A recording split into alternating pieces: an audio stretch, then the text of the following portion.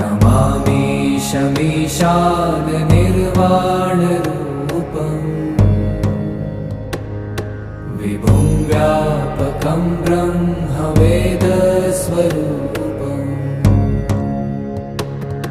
निजं निर्गुणं निर्विकल्पं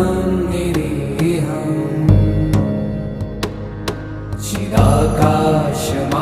चिदाकाशमाकाशवासं भजेऽहम्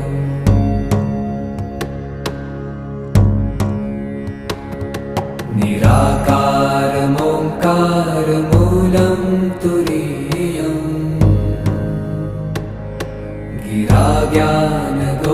गिराज्ञानगोतीतमीशं गिरि